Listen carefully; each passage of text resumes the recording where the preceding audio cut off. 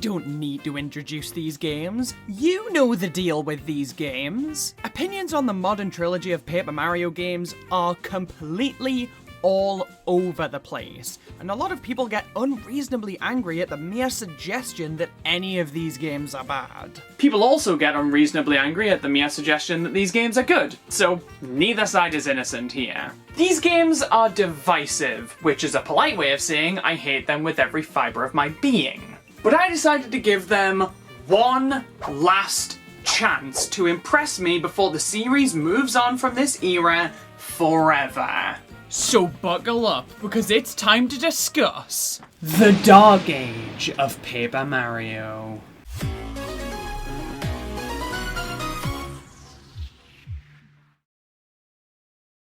Last time I discussed Paper Mario, I tried to keep my own opinions relatively at bay so as to not spark any heated discussions. But I'm just gonna make this clear right off the bat. I am going to be talking about my opinions on these games, and my opinions alone. And spoilers, not too fond of these games. I just don't want anybody to shit their pants when I say, Hey, what's up? It's your boy Rock. Bad. Worst in the fucking world. I hate this game so much! Let's establish exactly why I feel that way. I think it's important to understand that the original trilogy of Paper Mario games are some of the single best games I have ever played. They each have their issues, 64 and Super especially, but I absolutely adore these three games for a myriad of reasons. A lot of people look at people like me, the 1000-year door fans, to fuck off, and think we only dislike the modern trilogy because, well, they're different. Which is such a fucking stupid mindset. If a Paper Mario game being different was the only reason I could hate it, Super Paper Mario would not be my favourite game in the series. I'd hate it more than the modern trilogy if that were the case. So, at least for me, that argument doesn't even remotely hold water. That's just such a reductive way to dismiss valid criticisms being levied against these games. A lot of people think this whole discourse boils down to I'm sorry that you love me. Change my mind up like a origami.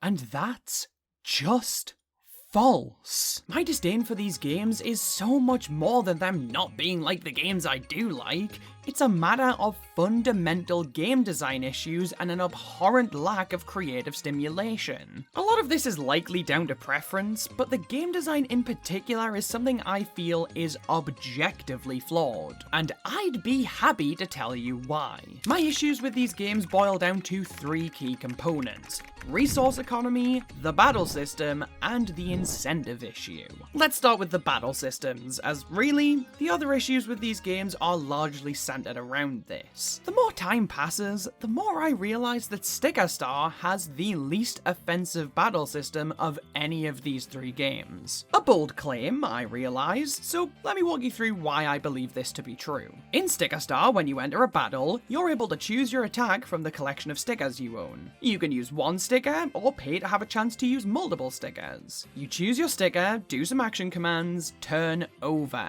That's it.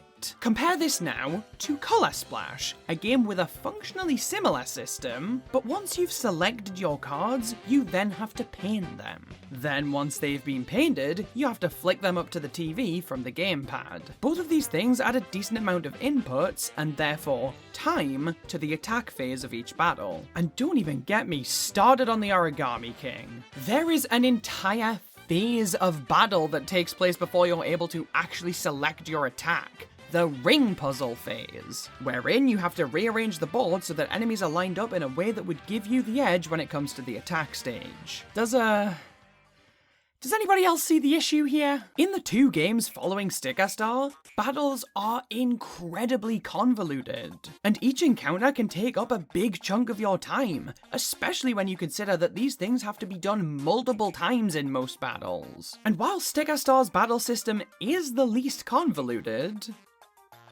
that doesn't mean it's good. All three of these games share an issue of a pitiful lack of actual strategy. Sticker Star and Color Splash have the most issues in common, so let's start there. These games do not let you select which enemy you're using an attack on. Your attack simply hits the enemy nearest to Mario, which makes sense on paper, but what about when there are multiple enemies in a line and you have to choose 2 or 3 disposable attacks all in one go? This more often than not leads to 2 equally frustrating outcomes. Number 1, the attack you thought was going to defeat the first enemy does not defeat the first enemy, causing the entire rest of your strategy to fall apart, and leaving you completely powerless to do anything other than watch Mario fumble his way through the rest of the encounter. Or, number 2, you defeat the enemies way quicker and easier than you expected to, and as such, you lose the other disposable weapons you had lined up. This shouldn't annoy me. Alright, I understand that. These games absolutely shower you in stickers and cards, to the extent that you'd have to make a conscious fucking effort to run out of them.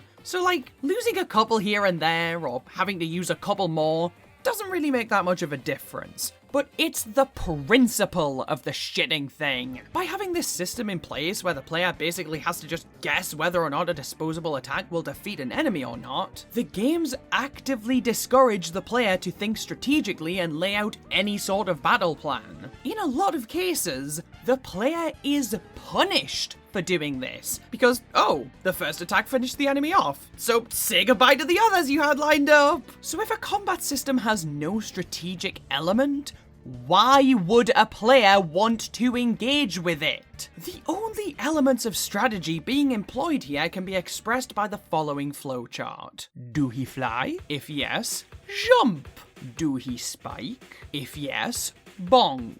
If neither, do whatever the fuck you want to, it doesn't matter! Visualize your shitty Paper Mario combat systems and anything else with Lucidchart. It's just baffling. The ratio of button inputs to active brain cells required is laughable. I don't understand how these combat systems can be so shallow and devoid of any actual thought, but take so many fucking inputs to get through. So you know what? How's about we just don't? Yeah, I think I'm just gonna run from this battle, actually. Alright, yeah, I forgot. Running from battles defeats the fucking enemy! I'm gonna kick the shit out of you! Oh no! Wait, what the fuck? How the fuck did this happen? I genuinely don't understand.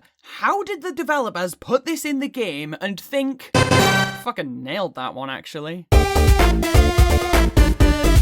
I mean, don't get me wrong, I'm grateful for it. I don't want to engage with this combat system most of the time, so I'll happily take this addition. The run button just became the most important mechanic in the entire game. Good job, guys. But from a design perspective, this is genuinely dumbfounding. So, okay, you have a bare bones combat system that you have literally framed the entire design of your game around. Practically all of the game's collectibles are around purely to assist within this combat system. And you will allow the player to simply not engage with that system. Nay, you will reward the player for not engaging with that system. My goal as a player is to find the most efficient way to tackle combat, right? Well, here it is! Running from battles means I save time, allowing me to progress through the games faster, and stickers/cards, allowing me to stockpile attacks for bosses, and or, in Sticker Star's case, have plenty of options for solving overworld puzzles. All of this while defeating enemies, and offering very little in the way of drawbacks.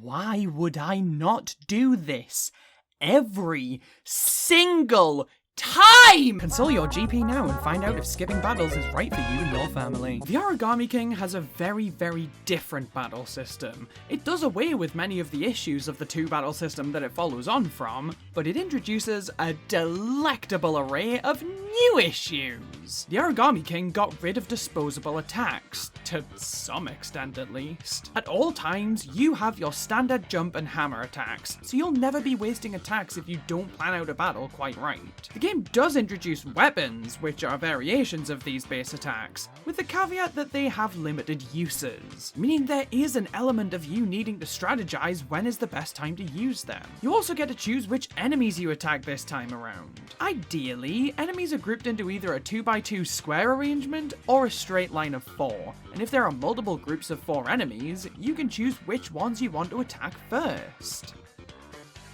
That's about where my praise for this battle system ends. Because this is not the battle system. This is merely an afterthought to the actual combat system, which is, of course, the ring puzzle phase. This is where the bulk of the battles in this game actually take place, moving these fucking rings around to try and get the ideal lineup. If you do manage to get an ideal lineup, you win the battle. Simple as that. Because when you get a perfect lineup, you get a 1.5 times attack boost, and the game gives you exactly as many attack slots as there are groups of 4 enemies. Which more or less means that every enemy can and will be taken out in one attack phase if you line them up perfectly. Meaning the attack phase is not the focus of the battles. The ring puzzle is the part you have to put actual effort into. That's the fight. And as the game's primary means of fighting an enemy... Hold on a second. Ah, yeah, dog shit! Let's assume for a minute that I don't find the ring puzzles tedious and unnecessary and completely arbitrary and immersion breaking and completely fucking unrelated to literally everything else in this game's universe, okay? Let's assume I find them to be a mildly engaging challenge. Even if that is the case, I have no reason to engage with them literally at all. Let's break this down. So, throughout the game you find and save toads, who progressively fill out the battle's audiences. You can pay those toads to add some additional time to the ring phase, or help you solve it. If you spend enough coins, they will outright complete the puzzle for you, granting you access to the easy victory we discussed earlier. So, if a perfect lineup all but guarantees victory, and you can pay to get a perfect lineup, there is no combat system. If you have the funds to, you can buy your way out of every single encounter, and the game makes damn sure you do have the funds. You could always choose to engage in the battle system, maybe because you enjoy puzzling out the ring phase, or because you want to play the game the way it was intended. But again, as a player, I want to find the most efficient way to navigate the game and its encounters, and paying my way out of them is exactly that.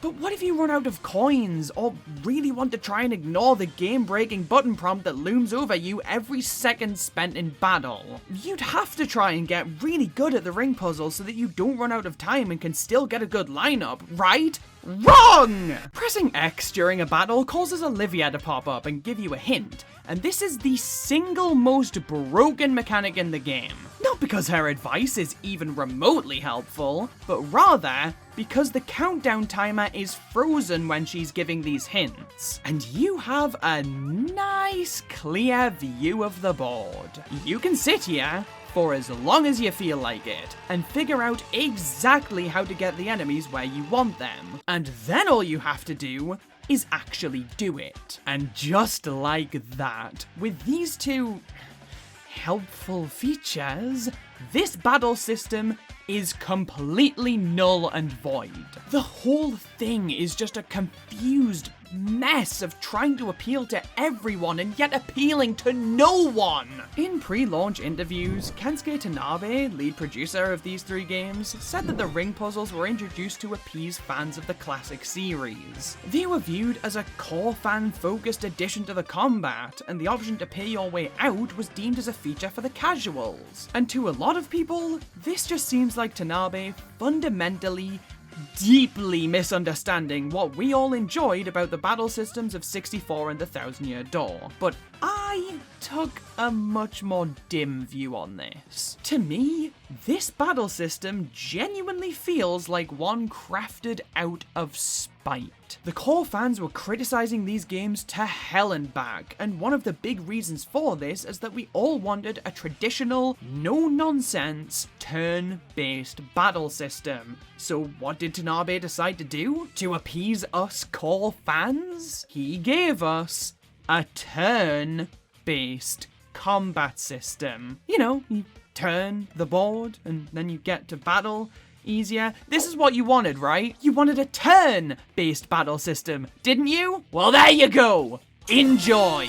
That doesn't seem to me like a genuine attempt to make things right for series fans. That feels like a cynical, calculated misinterpretation of fans' wants, and a deep-rooted stubbornness to not give them what they want. But, at the very least, battles in these games give you something that makes them worth engaging in, right? Well, that's a lovely segue into...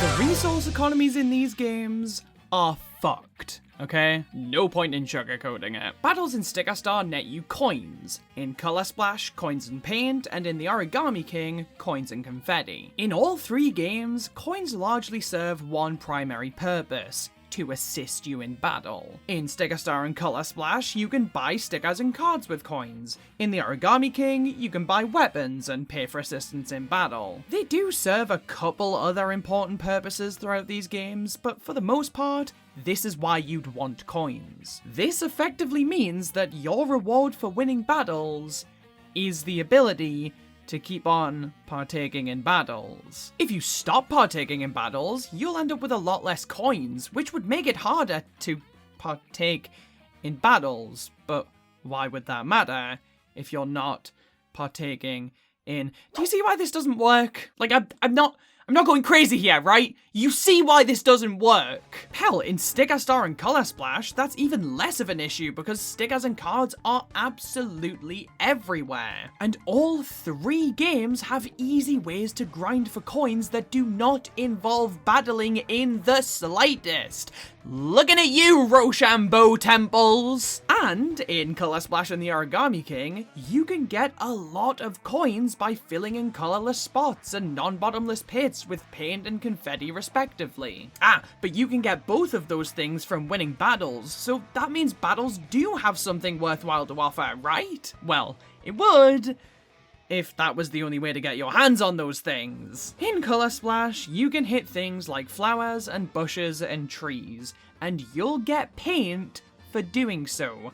A limited amount of paint, sure, but there are a lot of these things scattered throughout the levels. And there are also big blotches of paint that they kind of just put wherever. And in the Origami King, you can hit just about anything in the environment, and they will give you confetti indefinitely! The rate at which confetti is dispersed does slow to a crawl the more you hit something, but it never actually stops. Meaning you could sit and smack the same tree over and over and over again until you had a full bag of confetti, or just run around and hit a few different trees. If anything, this encourages me to explore more of the game's environments rather than getting into battles, because I'll be seeing the cool world design and filling up on important resources. This means that, across all three of these games, battles offer no actual benefit to the player, effectively meaning battles are worthless. And if battles are worthless, then... well... why would I ever willingly partake in a battle? If I find battles completely unenjoyable and they serve literally zero beneficial purpose, why would I deem them a necessary part of the gameplay experience? I wish I didn't feel this way. I really do. I wish I could just let go and try to let myself enjoy the combat in these games. But I can't. I find it so needlessly convoluted and time-consuming for absolutely nothing in return. From a game design standpoint, these games would be functionally almost identical if these battle systems were to be entirely removed. And the most frustrating thing is, it didn't have to be this way. Because you know what? Battles in the Thousand Year Door also give you coins, which are also pretty much only used to assist in battle. But that game also utilized an XP system, and I think that single edition could have fixed these games. But look at that. What got in the way of yet another thing that could have made these games great? Well, if it isn't our old friends, spite and stubbornness. Kensuke Tanabe, once again, in the same interview, said that Paper Mario is and should be seen as an action-adventure game, not an RPG, and that fans who look at Paper Mario as purely an RPG series will not be satisfied with this direction. The basic sentiment was that we need to let go of our want for an RPG and let the games be their own thing, and to some extent, I get that. I can understand wanting to take the series in a new direction and break free of the tropes and trappings of the RPG genre. But they keep putting these shitty turn-based combat systems in their fucking games! Technical difficulties, Rock is pissed. What is an RPG?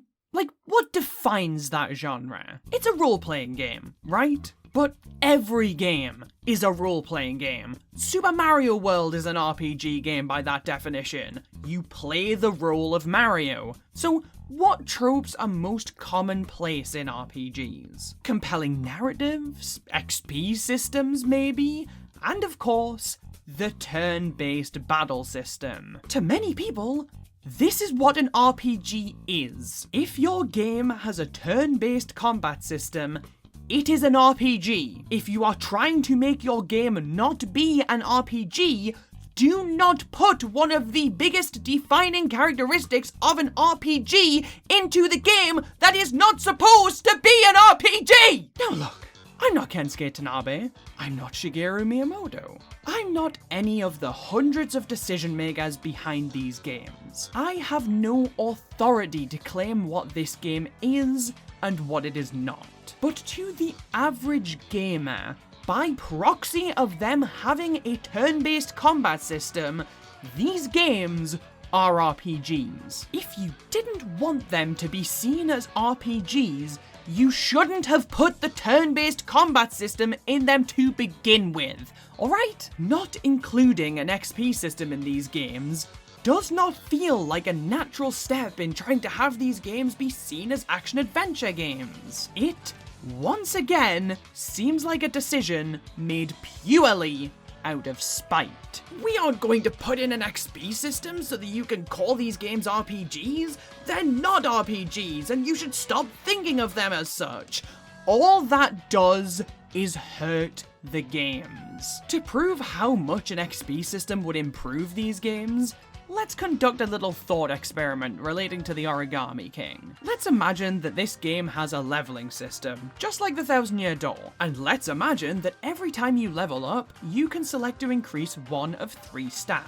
Max HP, max attack power, and max confetti. The first two mean that you are much stronger and more capable in battles, and the latter gives you much more agency in the overworld. Would knowing the battles, though still a bit tedious, could enhance your capabilities in future battles and on the overworld make you feel at least a little bit more incentivized to engage with them? Would knowing that every battle would be making your character stronger in a way that you can see and feel as the game progresses make you want to keep getting into battles and keep getting stronger? Because for me at least, having that system in place would make me way more likely to engage in the combat systems. I'd still have my individual issues with how those battles unfold, but I wouldn't be trying to avoid the mechanic entirely. And the thing is, this idea would work across all 3 of these games, and would utilize systems they already have in place. All of these games have special hearts that increase your HP and attack power. They each have ways to increase your max stickers or paint or confetti, but they're just strewn across the game at seemingly random intervals. Call me a conspiracy theorist all you want, my friends. But does this not seem like a system that was already baked into the core of these games, but was once again removed out of spite? Does it not seem like a natural inclusion that was removed because it's too similar to the original games? And we won't make these games be like the original games, even if they would be indescribably better for it. This isn't about us wanting these games to be like the first two games just for the sake of it. It's about us wanting these games to have any sort of functional cohesion. It's about us wanting to have incentive to engage with the systems in place and feel like doing so is justified and worth our time. It's about us wanting to actually enjoy playing these games. But you know what? Even if they were so hell-bent on not having an XP system, all they had to do was actually limit the game's resources. Using Origami King as an example again, you could still incentivize battles perfectly well by having them be the only way to get your hands on confetti. The battles would still annoy me, but I would have a reason to actually engage with them, because I wouldn't have an alternative means by which I can grind confetti that allows me to skip out on battles entirely. And this exact same thing can be applied to Color Splash and its paint. I don't know how to fix Sticker Star though. That game is fucked in more ways than one. Since Paper Mario Sticker Star, it's no longer possible to modify Mario characters or to create original characters that touch on the Mario universe. This is a quote that Tanabe gave in the same interview I've referenced a couple of times throughout this discussion, and to many, this quote embodies the creative issues the series is facing. Because let's be honest, Sticker Star, Color Splash, and the Origami King are all creatively bankrupt. The writing is good, if a little overly cheesy at times. This is too much. It's too much. We have sticker power. Like, fuck off.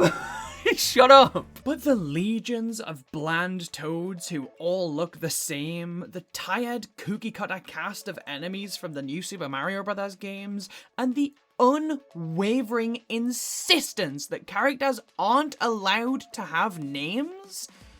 It's absurd.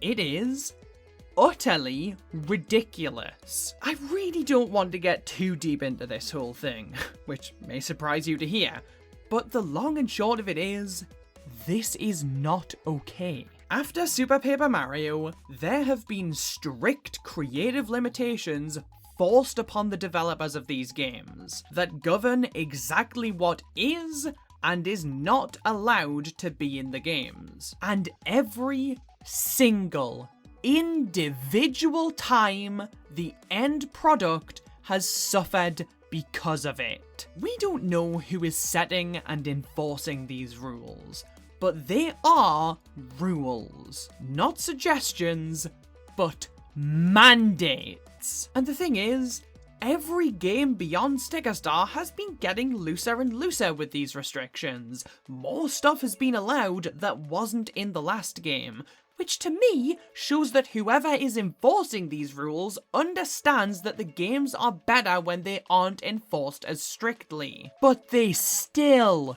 keep enforcing them. Time and time and time again, we see the games bashing their heads against the arbitrary line of creativity that they are not allowed to cross. And it makes these games feel like unfocused messes. Personally, the way the Origami King handles these limitations infuriated me the absolute most. It is the most loose within these limitations, but that almost makes its blunders even more frustrating. Because in Sticker Star, every character was just a toad. They all were devoid of any personality or creativity. Color Splash actually had a somewhat more agreeable balance between generic toads and variations with some level of personality. And the Origami King has a few characters that are almost entirely unique, and hundreds more that are just as one-dimensional as those in Sticker Star. The exceptions in the Origami King were the furthest removed from the limitations out of any characters in these 3 games. And that just made me look at every other boring, basic bitch that the game was infested with and think, why can't you have even a fraction of the creativity the exceptions have?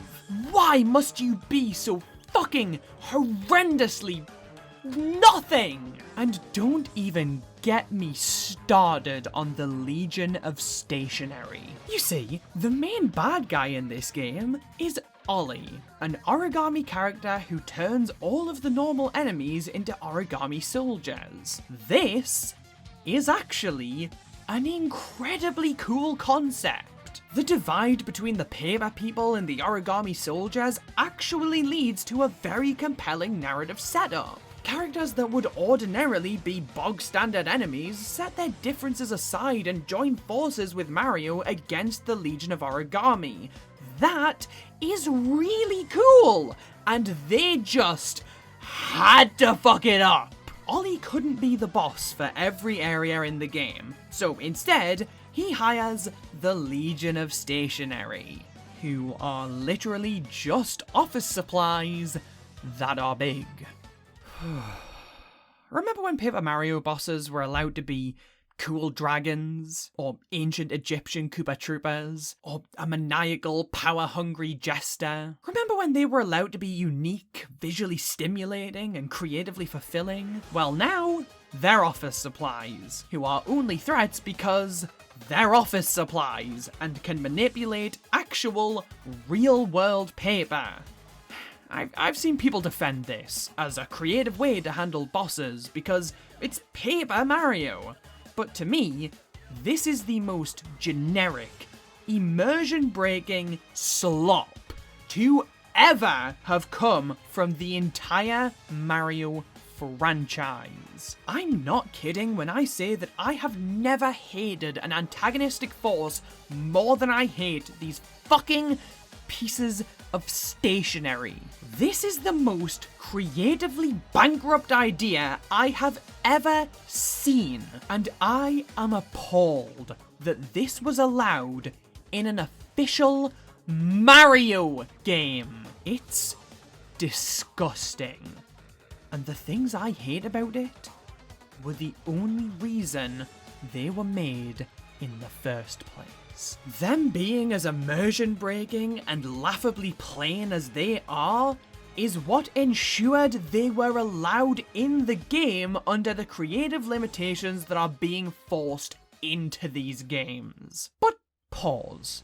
Let's quickly take another look at that quote that Tanabe gave. It's no longer possible to modify Mario characters.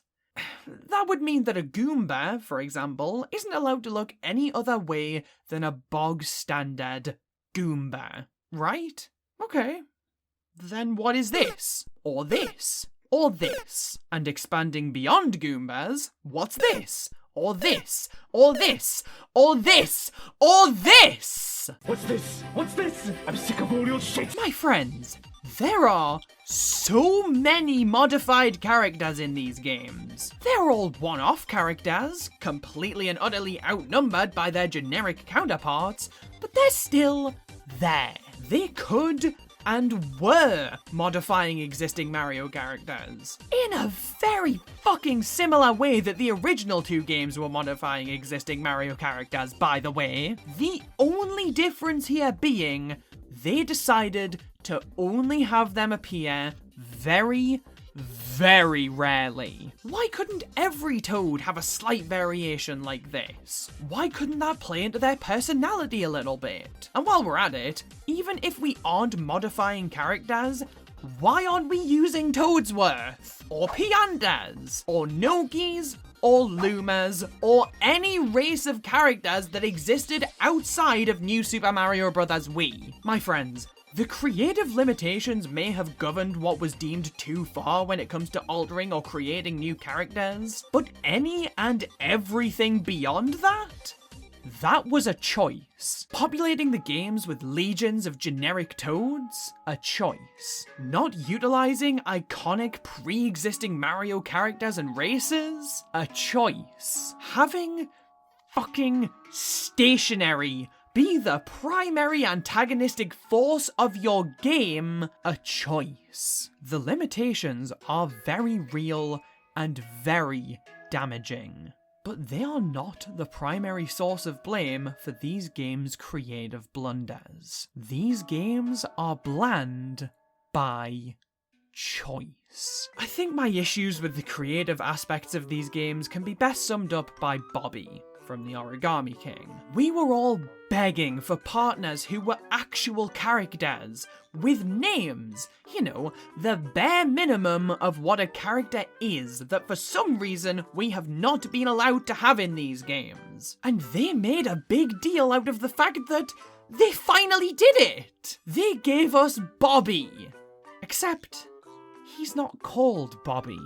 He's called Bob-omb, because he's a Bob-omb. Olivia mishears him and thinks he's called Bobby, so you can pretend that that's his name, but it's not. His name is Bob-omb. But he's still a unique character because he doesn't have a fuse. Yep, that's unique enough. Job well done. He has some of the best moments in that game, but conceptually, I cannot stand him. He feels like a very calculated slap in the face to fans of the old games. So, with everything I've just talked about, with the myriad of issues that I have with these games, there's no possible way that I found anything other than frustration when replaying them, right? Look, you know what me asking this question means, and I'm not happy about it either. Against all odds, despite everything we just discussed, when I replayed these three games, I had so much fun. Now don't get me wrong, I didn't play all the way through any of them, and I still had a lot of frustrations with them, but I also really enjoyed myself. Because the fact is, when you take away the combat systems and creative issues, these are some really good games. Even Sticker Star had its moments. Running around and pulling stickers off of the environments was really fun, and then using them to solve puzzles was a nice bit of innovation. The confetti in the Origami King is so satisfying to throw. The real-time encounters against the paper macho enemies were a blast, and finding all of the Toads all over the place was so much fun. And then Color Splash. I think Color Splash might actually be my favourite of these three games. It had the most consistently enjoyable gameplay loop.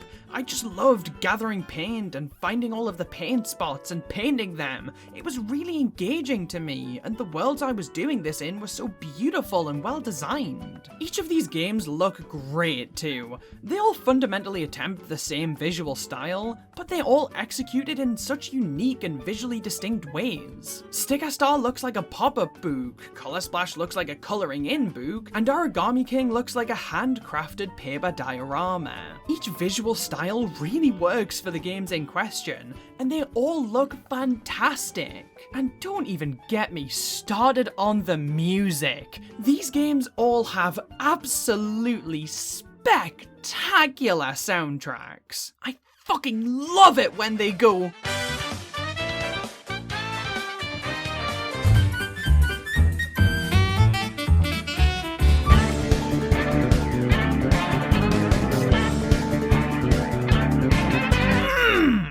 Good shit! Sticker Star's music elicits feelings of an old-timey stage play to me, and that combines really nicely with the audio limitations of the 3DS to give this soundtrack a lot of charm. Color Splash has what I would describe as a movie-level soundtrack in some regards. For cutscenes and the likes, the music can have quite a somber feel to it, which can really enhance the mood that the game is trying to portray. And the game also has a lot of upbeat tunes that fit right in with what we'd expect from a Mario soundtrack. The music has this way of making me really feel something when I listen to it, and I can really commend that.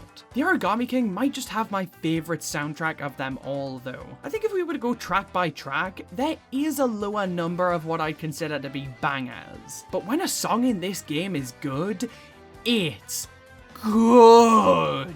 I really like the rock style that a lot of the tracks in this game have, most notably the first iteration of the battle theme. And with the game being themed around origami, the music often sparks imagery of traditional Japanese culture, which I think is a really compelling direction to see the music go in. There really is a lot to love about these games, and when I try and shut off the critical part of my brain and spend as little time as possible in combat, I am bound to have a fun time with them.